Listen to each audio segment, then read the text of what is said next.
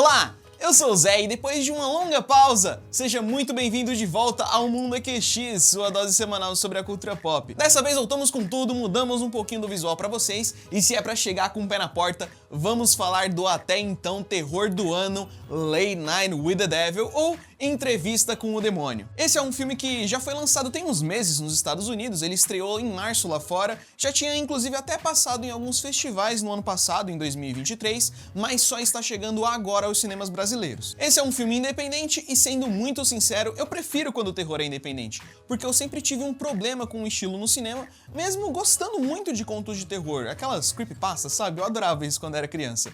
E meio que esse problema era causado pelo gore em excesso ou por aqueles jump scares que normalmente acompanham esses tipos de filme. E quando um terror independente é feito, pelo menos essa parte do gore dificilmente vai ter, já que é um custo a mais pra produção pra fazer seja sangue falso ou os props pras cenas e ficar bem feito, né? E aqui em Late Night with the Devil é assim, ele não abusa dessas temáticas, muito pelo contrário, ele acaba até fugindo, tem poucas essas partes de terror clássico, digamos assim. Então tem muita coisa pra ser falada desse filme, mas antes nós vamos fazer um breve resumo da trama e, é claro, sem spoilers, fiquem tranquilos. Bom, nosso protagonista é Jack Delroy, um apresentador de talk show, inclusive esse é um estilo muito conhecido no mundo inteiro, com entrevistas e tradicionalmente ele é passado no horário mais próximo da meia-noite. Nós tivemos talk shows aqui no Brasil e, de longe, o mais conhecido era o programa apresentado pelo incrível Jô Soares, que infelizmente já nos deixou. Mas esse é um estilo muito mais difundido, principalmente nos Estados Unidos. Lá tem vários desses estilos de programa, geralmente aqui a gente tem um ou dois, no máximo três. Mas enfim, o Jack era um radialista que acabou caindo de paraquedas na apresentação desse programa com o nome de Night Owl, os Corujas Noturnas, e tinha o desafio de elevar a audiência da emissora com esse novo programa. De início ele até que vai muito bem, mas nunca era o de maior audiência. O líder sempre era Johnny Carson. Jack era casado com Madeleine e, tragicamente, ele acaba perdendo a sua esposa para um câncer de pulmão.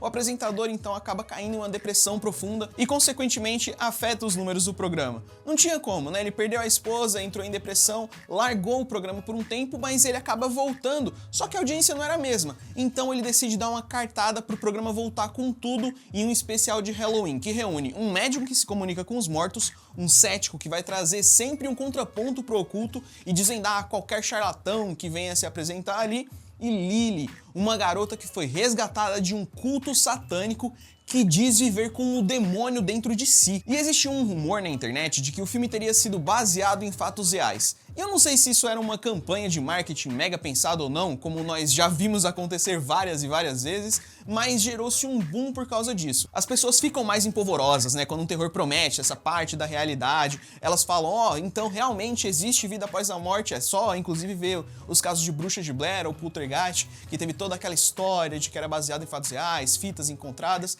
Só que essa história de Late Night with the Devil não passa de uma ficção. É possível sim que existam inspirações da vida real, mas é somente isso. Como no filme nós temos o The Grove Club, que é um clube para homens ricos e poderosos, na vida real nós temos o The Bohemian Grove, que também é um clube para homens ricos e poderosos. Se no filme nós temos o suicídio em massa do culto satânico, na vida real nós temos Jonestown, que é um negócio que aconteceu nos anos 70, um suicídio em massa, onde um clube também, um culto, acabou se suicidando em busca da vida eterna após a morte. Inclusive essa eu tô tirando mais da minha memória, pode ser que os roteiristas não tenham buscado essa inspiração.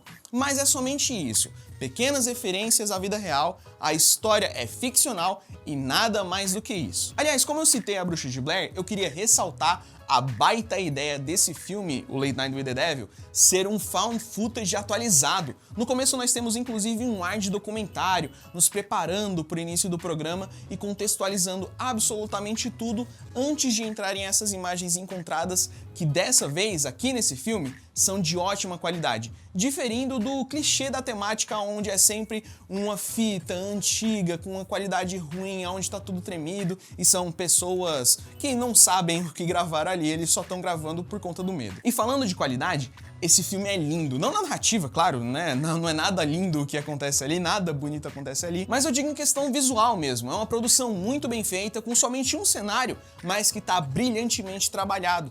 passando o ar dos anos 70 de maneira perfeita, tanto quanto as cores, quanto as cadeiras, o figurino, tudo muito bem colocado ali. Inclusive tem uma polêmica que esse filme utilizou IA para fazer aquelas transições, sabe? De quando o programa vai pro intervalo, quando o programa tá de volta. Aquilo tudo foi feito com IA, não foram pessoas contratadas para fazer aquela arte. Eu sinceramente não gosto do uso de IAs, eu acho que fica muito melhor quando você contrata uma pessoa, tem alma, digamos assim. Mas vamos deixar as polêmicas de lado para falar do elenco, que é bem curto no geral, mas não quer dizer que seja um problema isso. Muito pelo contrário, David Dalsmatian finalmente teve a sua merecida estrela brilhando como protagonista. Porque, coitado, ele sempre estava envolvido em boas produções, mas até então somente sendo coadjuvante. Aqui ele nos mostra o porquê ele pelo menos tem essas boas decisões, né? Já que ele teve uma atuação irrefutável, sem ressalvas nenhuma, ele vai muito bem conduzindo o programa de maneira perfeita. Ele parece aquele apresentador de talk show. E todo o elenco é assim, na verdade. O médium, inclusive, ele rouba a cena em determinado momento quando ele grita com uma dor de cabeça tão forte que era aquele espírito que estava tentando se comunicar. Assim como é insuportável o cético querendo trazer uma razão para absolutamente tudo que está acontecendo, mesmo sendo difícil demais você colocar alguma parte racional naquilo. A direção é feita pelos irmãos Kane, e eu não sei se eu tô falando esse nome certo, mas era onde eu queria finalmente chegar. É uma direção brilhante de verdade. Tudo é muito pé no chão, leva o seu tempo para ser contado, pelo menos até os 15 minutos finais, onde acaba tudo ficando meio embolado. Então o filme é lento, mas ele não é arrastado, eles emulam perfeitamente talk show, mostrando o início do programa, sem apressar nada, e eu acho que é isso que me fez gostar tanto, essa perfeição em emular o talk show. Parecia que eu tava sentado no sofá da minha casa, tava ali zapeando entre os canais, e acabei caindo ali, e aquilo me prendeu, eu queria saber mais, eu queria saber quem era a Minnie que o médium tava falando, eu queria saber o que o cético tinha a dizer e como ele ia provar toda aquela farsa. Inclusive tem uma cena ótima nessa parte, novamente, tudo muito lento, mas não arrastado. Toda vez que parece que o clima vai cair ou a tensão vai acabar, alguma coisa acontece e te puxa de volta que você fala, opa, pera aí que vem coisa boa.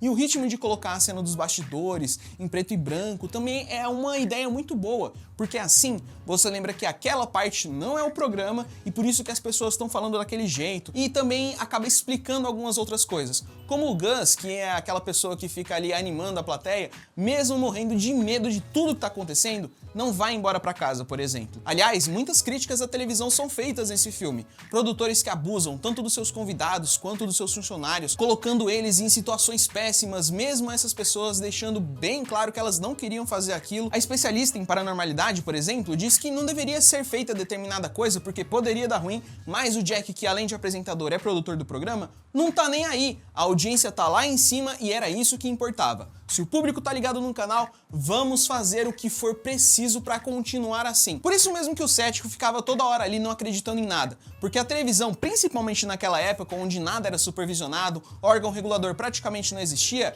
era terra sem lei e o que dá audiência é o que vai entrar.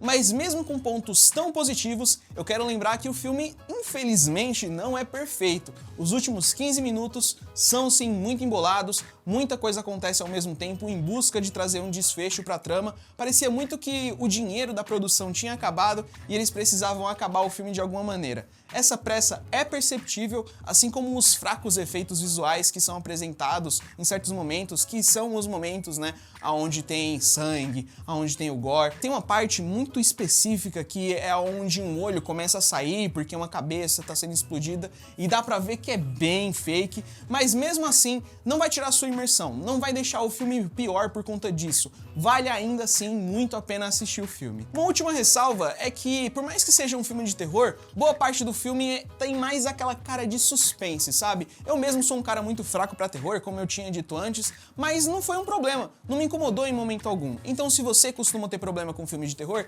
talvez seja a hora de dar uma chance pra esse aqui. Agora, se você é uma pessoa que ama o terror mais escrachado e com aquele visual mais ensanguentado, com sangue voando pra todo lado, então talvez esse daqui acabe te frustrando um pouquinho se você for com essa cabeça. Mas ainda assim, vale muito a pena porque o filme é bom. Só pense que você tem que alinhar suas expectativas para não se decepcionar. Fica demais a recomendação, vale muito a pena ir ao cinema e aproveitar esse filmaço. Entrevista com o Demônio chega aos cinemas brasileiros no dia 4 de julho e tem que ver, é muito diferente diferente dos demais, é muito bom, vai aproveitar, vale a pena. Espero que você tenha gostado do episódio de hoje, dessa versão mais longa do Mundo EQX, e eu quero saber, o que mais você quer ver por aqui? Quer que eu fale de algum filme específico? Manda uma mensagem pra mim nas nossas redes sociais, @MundoEQX, que eu analiso a sua pedida e talvez eu traga pra cá. Inclusive, estamos postando curiosidades sobre a cultura pop todos os dias nas nossas redes, tá super legal e eu tenho certeza que alguma coisinha vai te pegar de surpresa. E eu espero você aqui na semana que vem, porque tem muito mais. Até lá!